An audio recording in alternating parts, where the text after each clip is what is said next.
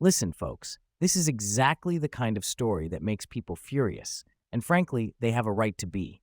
You work, you pay taxes, you play by the rules, and then you find out the system is being gamed. Of course, people are angry.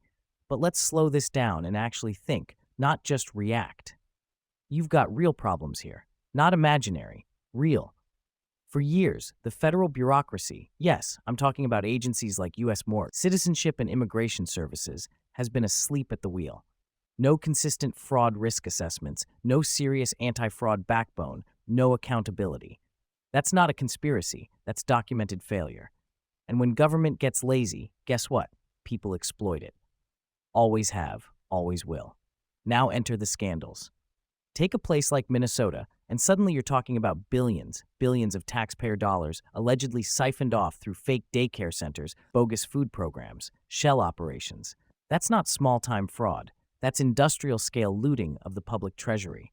And when Americans hear numbers like that, they don't just get upset, they lose trust in the entire system. But here's where the conversation usually goes off the rails. People start painting with a broad brush. It's immigrants. It's this group. No. Stop right there. Crime is committed by criminals. Period. The data shows fraud isn't exclusive to non-citizens. It cuts across citizens, non-citizens, every background you can think of. The system is vulnerable, and bad actors, whoever they are, take advantage. That doesn't mean you ignore immigration status. Not at all. If someone comes into this country and commits fraud, steals from public programs, abuses taxpayer-funded benefits, there should be consequences. Serious consequences. Deportation for non-citizens? On the table. Denaturalization for those who gamed their way into citizenship through fraud? Also on the table. This is not radical. It's basic accountability. But you don't punish millions of law-abiding people because a subset broke the law.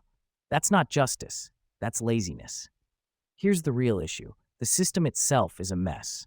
Immigration policy, welfare eligibility, identity verification, they're all tangled together in a bureaucratic knot that's almost designed to fail. It's too complicated to enforce cleanly and too easy to manipulate if you know where the gaps are. And meanwhile, who pays the price? The American worker, the family trying to get ahead, the small business owner. You. Through higher taxes, strained services, and a government that looks like it can't or won't protect what you fund. So what do? You don't scream. You fix it.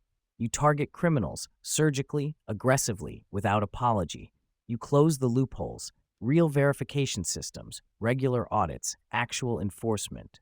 You make benefits eligibility crystal clear, lawful status, verified identity, no funny business, and you build an immigration system that rewards people who follow the rules instead of incentivizing chaos.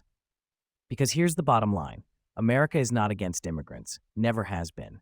America is against being played. You want to come here, work, contribute, build a life? This country has always made room for that. But if you come here, or even if you're already here, and you steal from the public, abuse the system, and think nobody's watching, that door should close fast. That's not cruelty. That's a functioning country.